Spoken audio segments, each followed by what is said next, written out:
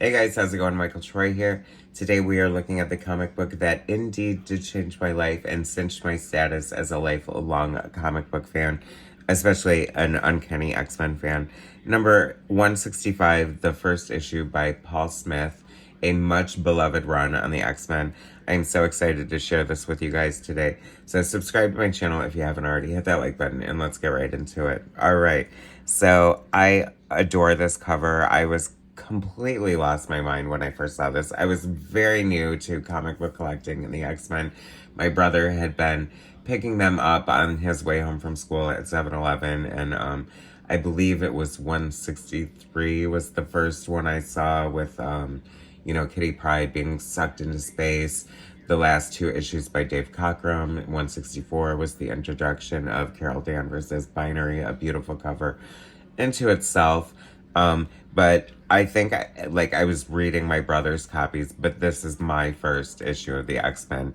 And Storm, forever emblazoned in my heart, probably because of this cover. Absolutely adore and worship the character. Always have, always will. This cover is gorgeous. It's funny retroactively looking at it. I'm always a little miffed by inaccuracies on the cover. And I noticed that, Storm's costume is presumably like leather or like a shiny black. So the white parts of it are more highlights than actual like color, which I always find interesting because I feel like that's where the 90s X-Men cartoon kind of got it wrong. Like, trying to copy Jim Lee's style, they thought the outfit was just white, so it sort of became white, which looked great. It's iconic into itself, but this is like the classic costume here, designed by Dave Cockrum, drawn probably the best by John Byrne, one of my favorite X-Men artists, but Paul Smith, I just adore. Like, oh my gosh, the elegant line, like, the flow of this cover, and clearly this is a ripoff of Alien. We still have the Dave Cockrum corner box art here. I feel like that's sort of like a nod of respect or something. Like, this is Paul Smith's first issue, but I don't think we get Cockrum or we get Paul Smith corner box art till 167. That's like, I've been here for 3 issues, so I'm officially taking over, and that's like taking residency. So, but this is a gorgeous corner box art. I mean, to get, usually it's just headshots or 1 or 2 characters, and you get the whole team in full body, like in an action pose. Like, that is how to utilize that gorgeous, retail space of corner box art that I love so much, that, Marvel has so much of through the years, and so many great corner box art. Please feel free to tell me what your favorite corner box art is in the comments.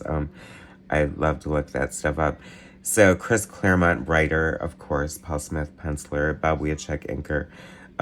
Lynn Varley, colorist. That is very interesting. Lynn Varley, who would go on to color Dark Knight. Tom Orzechowski, letterer. Louise Jones, editor, and Jim Shooter, editor-in-chief. So this is like the pinnacle of, popularity for the X-Men. John Byrne, sort of saw the rise of the X-Men, but it just kept going and going after he left. And Paul Smith is just amazing. IDW has announced that they are doing a freaking artist edition. I absolutely love the artist editions. If you watch my channel, I've covered many of them and will continue to do so. I love that series. It's award-winning for a reason, edited by Scott Dunbier. He, clearly is cut from the same cloth as far as comic book taste, and he's doing the X-Men Paul Smith run. Legend, right? So excited. I hope there's stuff from X-Men Alpha Flight. I know that he's got all 10 of the covers and quite a bit of the interior art, so I cannot wait for that one. That was probably like my number 1 wish list, so dreams fulfilled right there. Unbelievable. So very geeked and excited for that. But anyway, we have this great dream team here. I'd love to point out, it's weird, I don't know where Paul Smith was before this. I know he would go on to do Doctor Strange. I know he would go on to do the Golden Age with James Robinson. He did a random issue of Howard the Duck, which I did cover on my channel, I think. Um, it's, arguably, I don't know, I feel like there was just lightning in a bottle here. Bob Wiacek gets a lot of credit.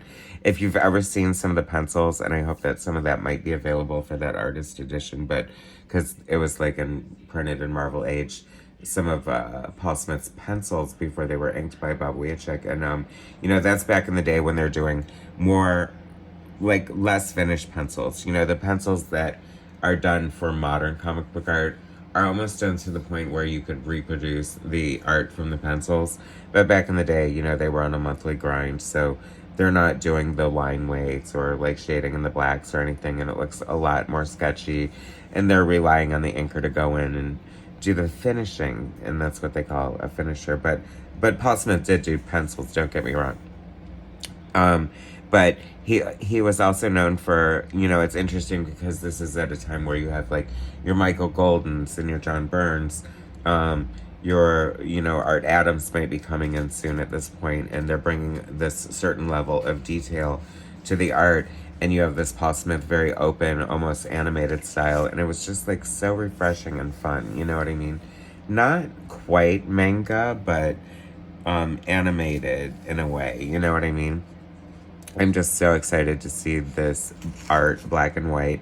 No discredit to Lynn Varley here, which is just so interesting that she colored this because, I always think of Glynis Wynne Nay Oliver as, the colorist for the X-Men.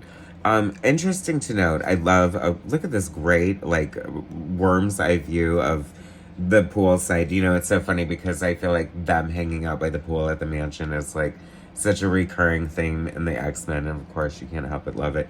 But, I love that, it's the X-Men, but you have Ilyana, on the diving board back there. You got Stevie Hunter, the teacher from the dance school, Moira MacTaggart. And I have to say, like, notably, this is Paul Smith's first issue, and everyone has such a distinct look already. Look how handsome Peter looks. That's such a great action shot right there.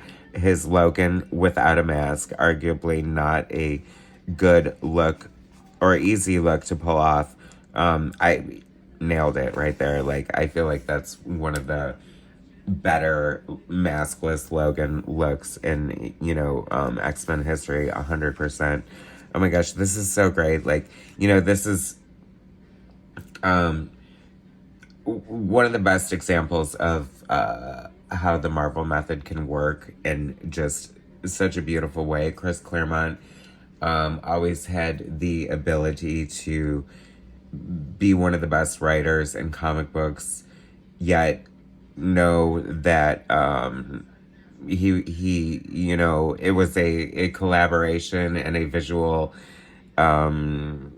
storytelling thing. And as much as he wrote, he always did like work well with his artists, and I think it really showed.